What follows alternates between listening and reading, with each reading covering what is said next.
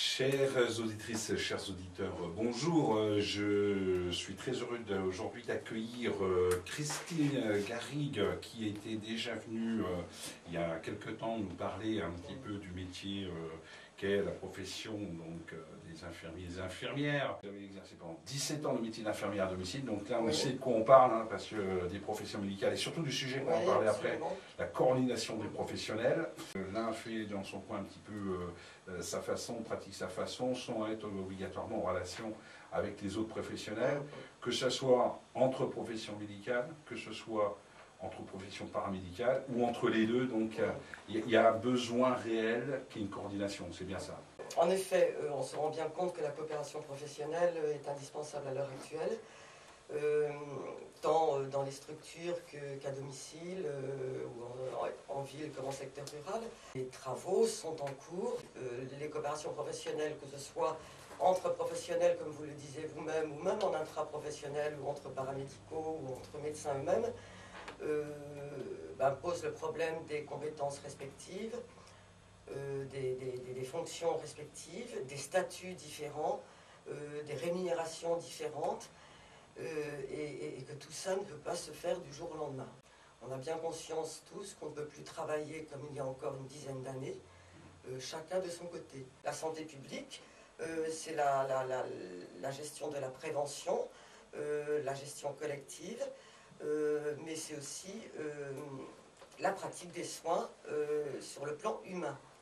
On sait à quel point, dans les hôpitaux, comme en ville, comme dans les déserts médicaux, le problème du manque de personnes et de moyens va évidemment avoir des répercussions sur l'aspect relationnel, mais aussi sur la mise en œuvre des compétences.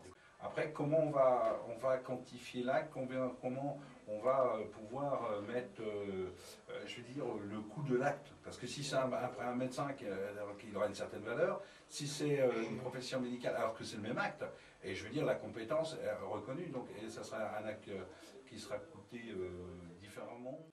Je pense qu'il faut qu'on creuse la question des coopérations entre ces professionnels. Très sincèrement, je pense qu'on n'essaie pas assez d'optimiser les compétences infirmières dans son travail en collaboration avec le médecin. Moi, je souhaite que c'est une voie qui soit exploitée davantage. C'est normal, mais vous comprendrez bien qu'au niveau politique, on va préférer se dire non, on ne peut pas faire comme ça. On va simplement utiliser les infirmiers pour des choses ciblées dans le cadre de transfert de compétences par rapport aux médecins. Mais déjà, en dévalorisant le voilà. Alors, bien sûr, effectué par l'infirmier, ce sera peut-être moins coûteux pour la société, ce sera le but du jeu. Et après l'acte, il risque d'être valorisé automatiquement. Imaginons pour le même acte, il va coûter, on va dire, 10 € pour un praticien, un médecin. Et puis si c'est l'infirmier, l'infirmière, donc par rapport à ce qu'on disait, il va coûter 8 €. Donc après, quand le alors là, on ne sait pas du tout comment ça va se passer. Oui, puis d'un autre côté, au niveau des assurances, et au niveau des assurances, ça risque de coûter plus cher. Il n'y a aucune raison pour qu'une infirmière, a priori, soit payée moins cher par rapport à un acte, qui soit fait par un médecin ou une infirmière. Bien sûr. Là encore, il y a tout un travail à faire pour protéger et défendre nos compétences. Et malheureusement, ce qui manque à la profession infirmière, très sincèrement, c'est sa diversité, sa représentativité au niveau politique. La transmission du savoir de la médecine gériatre à la médecine générale peine à se faire. Parce qu'ils ne sont pas assez nombreux, qu'ils croulent sous le boulot et qu'ils n'ont pas le temps. Voilà. Apparemment, c'est pas, si je peux me permettre, c'est pas ce qui est dit, parce qu'on dit qu'il est vrai, 1970, 110 000 médecins, 220 000 2010, c'est l'ordre des médecins dit non, c'est simplement la répartition. Oui. Enfin bon, je crois pas qu'il y aura que ça. Ce n'est pas qu'un... Mais il manque de médecins, moi j'estime à 11 000. Puis il manque de médecins aussi par rapport à la question de la spécialisation aujourd'hui. Absolument.